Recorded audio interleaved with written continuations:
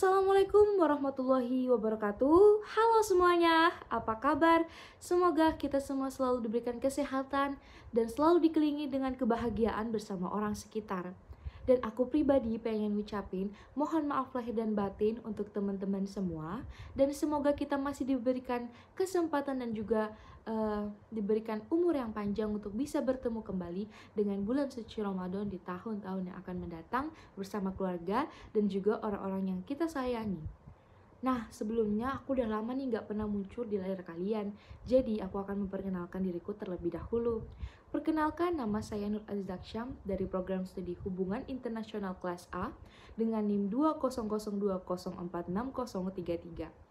Baik, pada kali ini dan pada video terakhir ini, aku akan memberikan closing statement mengenai apa yang sudah aku paparkan pada video part pertama sampai dengan video part keempat. Jadi sebelumnya aku akan memaparkan kembali nih gambaran singkat mengenai filsafat itu sendiri dan juga cara berpikir yang saya terapkan pada video part pertama sampai dengan part keempat.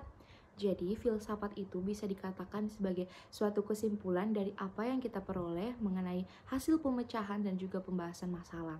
Nah, selain itu, filsafat sendiri ini memiliki beberapa cara berpikir. Salah satunya ada mitologi, ada common thinking, ada logic thinking, scientific, teologi. Nah, dari berbagai macam tadi yang saya sebutkan mengenai cara berpikir, saya mengambil salah satunya adalah common thinking. Yang mana common thinking sendiri sangat berkaitan langsung nih dengan kehidupan sehari-hari saya. Dan common thinking bisa kalian tandai ini dengan dua hal.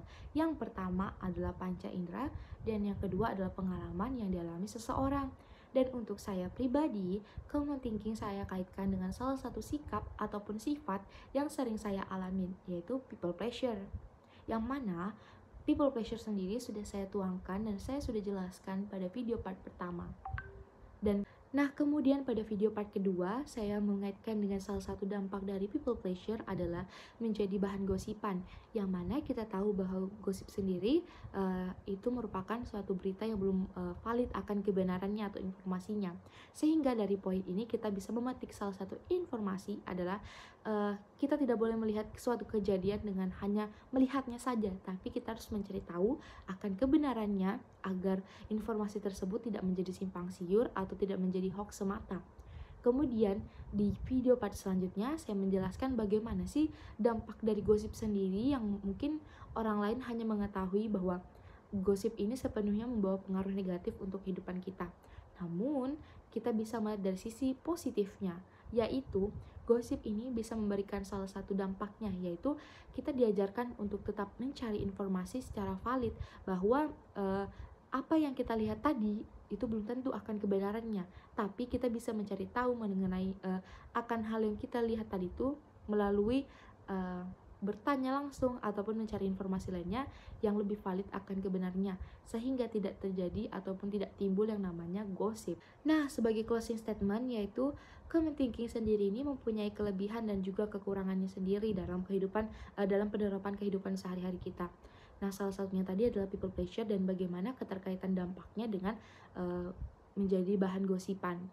Dan kemudian kita sendiri yang harus bisa memilah-milih mana sih yang kita harus terapkan dalam kehidupan kita dan mana sih yang harus kita pilih-pilih dan bisa dijadikan suatu bahan evaluasi diri sehingga menjadi tolak ukur nantinya untuk kehidupan kita ke depannya. Selain itu, kita diajarkan juga untuk mencari informasi yang lebih valid mengenai akan suatu hal yang kita lihat atau yang kita dengar, dan sehingga nantinya akan menjadi salah satu pedoman kita sebelum melakukan sesuatu ataupun menindaklanjuti sesuatu. Dan saya pribadi juga ingin mengingatkan bahwa apa yang saya sampaikan ini mungkin masih banyak kekurangannya dan mungkin ada beberapa poin yang masih kurang jelas untuk teman-teman pahamin.